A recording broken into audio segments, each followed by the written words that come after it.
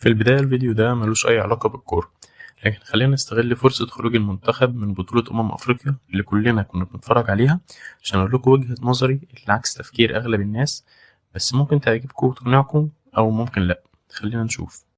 السلام عليكم ورحمة الله وبركاته، أهلا بيكم في قناة شرحولوجي، القناة اللي هنفهم بيها الأفكار بشكل مختلف. دايما بحس إننا كمصريين بنهرب من المسؤولية المجتمعية ونحب نرمي المسؤولية دي على غيرنا وبعدها ننتقده ونقول هو محلش المشكلة ليه. طيب مثال زي ايه مثلا؟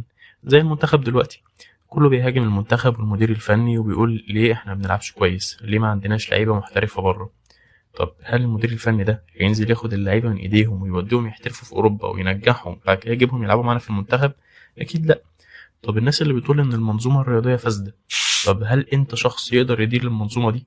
هل انت عندك فكر المنظومه دي بتدار ازاي اصلا؟ طب بلاش دي، هل عندك اسم شخص واحد يقدر يدير المنظومه دي وينجحها؟ برضه لأ. أمال عاوزين نغير المنظومة ليه؟ وعاوز تجيب مين جديد؟ الموضوع يتلخص كله في جملة إبراهيم فايق: إحنا ما عندناش يا جماعة، هي دي الإمكانيات اللي متاحة دلوقتي عندنا. طب فاكرين في 2011 لما عملنا ثورة وقلنا الشعب يريد تغيير النظام وفعلا النظام مشي؟ لقينا نفسنا بعدها محتاسين ومش عارفين مين هيمسك البلد، وما كانش عندنا خطة مين اللي هيبقى مسؤول أو مين اللي هيوجه الدفة ويقدر يودي البلد في مرحلة أحسن. لأن ببساطة برضه ما عندناش يا جماعة، بدليل إن البلد فضلت في مرحلة تخبطات لحد ما رجعت في إيد الجيش تاني، لأن ببساطة هم أكتر ناس قادرة تدير البلد، حتى لو إدارتهم دي مش عاجباك، بس أنت ما عندكش أسماء تانية تقدر إنها تدير البلد، هي دي إمكانياتك المتاحة. طب إيه فكرة المسؤولية المجتمعية اللي أنا بتكلم عنها دي أصلا؟ النقطة إننا شايفين إننا ملناش دور في أي حاجة، وإن أي حاجة تحصل عاوزين حد يحلها لنا. في مشكلة في التعليم، طب الدولة ليه ما بتحلهاش؟ في مشكلة في الصحة، طب الدولة فين؟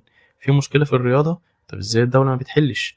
كلنا بقينا حاطين صباعنا في بقنا زي الأطفال وعايزين الدولة تأكلنا وتشربنا وتشغلنا وتجوزنا.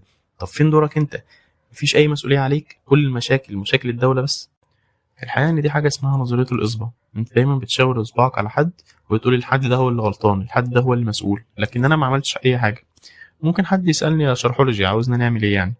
قبل ما أقول لك رأيي في النقطة دي، خليني أديك مثال حصل عندنا هنا في مصر في قرية بسيطة. القرية دي أهلها قرروا إن هم يتحملوا مسؤوليتها، وهقول لك قدروا يوصلوا لحد فين وصدقني هتتفاجئ. في قرية صغيرة جنب متغمر اسمها كفهنا الأشراف. القرية دي كان عندها مشكلة في توفير أغلب الخدمات، من أول رغيف العيش لحد المدارس. طب هل سكتوا وفضلوا مستنيين الدولة تحل لهم مشاكلهم وهم قاعدين ساكنين كده ما بيتحركوش؟ في الحقيقة لأ. الناس الكبار في البلد والناس المتعلمين والناس اللي عندهم قدرة مادية اتجمعوا واتكلموا سوا وحددوا المشاكل اللي عندهم وقرروا يبدأوا في حلها مشكلة ورا التانية. في البداية القرية ما كانش فيها حتى فرن عيش، فبنوا فرن والفرن ده بدأ يشتغل، والفلوس اللي كانت بتطلع منه مكسب ما كانش حد بياخدها لنفسه، لا هو الناس اللي شغالة في الفرن بتاخد المرتبات بتاعتها، والمكسب دوت كان بيتجمع عشان يتحط في المشروع اللي بعده. بعدها فتحوا سوبر ماركت صغير، سوبر ماركت للبلد، ودي كانت مشكلة تانية حلوها. مشروع ورا التاني لحد ما قدروا يبنوا مدرسة للبلد. ولما اتكلموا مع مسؤولين في الدولة رحبت جدا بالفكرة، والدولة هنا ساعدتهم. والحقيقة دي كانت من أكبر مشاكل البلد، لأن الأطفال كانوا عشان يروحوا أقرب مدرسة كانوا بيمشوا كيلومترات كتيرة جدا. طب هل الموضوع خلص لحد كده؟ في الحقيقة هو لو خلص لحد كده فهو بالفعل عظيم، لكن لا، هو مخلص لحد كده. أهل القرية كملوا وتواصلوا مع الأزهر وقدروا يبنوا جامعة تابعة للأزهر في القرية. انتوا متخيلين الإنجاز اللي عملته قرية بسيطة زي دي بسبب بس إن ناسها قرروا يتحملوا مسؤولية مشكلاتهم ويحلوها؟ دي بقى النقطة اللي بتكلم معاكم فيها. كل واحد مننا محتاج يبص الأول لنفسه، هو يقدر يعمل إيه عشان يصلح من المشكلة الكبيرة اللي بتواجه البلد دي. مثلا التعليم مش عاجبك؟ طب ما انت دلوقتي تقدر تتعلم من أي مكان في العالم من وانت في مكانك، فليه مش بتثقف نفسك؟ ليه مش بتعلم ولادك وتزود من علمهم وثقافتهم من مصادر مختلفة؟ ليه ما تلاقيش انت بنفسك حل لمنظومة التعليم دي وتقدمه؟ ولو قدمته فعلا هيلاقي القبول، يعني مش هيترفض. المستشفيات مثلا مش عاجباك؟ طب هل انت بتحافظ على صحتك اصلا؟ اغلب الامراض اللي بنواجهها في حياتنا حلها بس في الوقاية والحفاظ على الصحة. ما هو مثلا ما يبقاش انت اكلك كله مش صحي وما لعبتش رياضة ولا مرة في حياتك وصحتك اصلا متدمرة وتبقى بتدور على حل مشاكل المستشفيات، مش منطقي.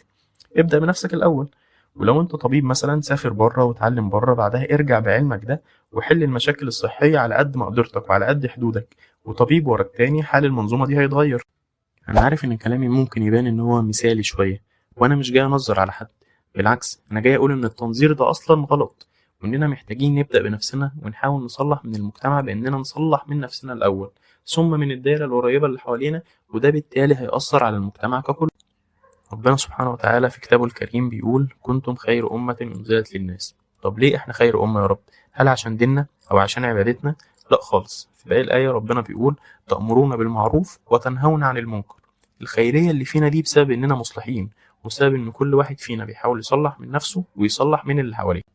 في النهاية دي كانت وجهة نظري في الموضوع، وحابب إن أنا أسمع وجهة نظركم في الكومنتات، وهقرا كل كومنتاتكم بإذن الله وهرد عليها ونتناقش في أفكارنا. ولو الفيديو عجبكم ما تنسوش تعملوا لايك وسبسكرايب للقناة، وشكرا.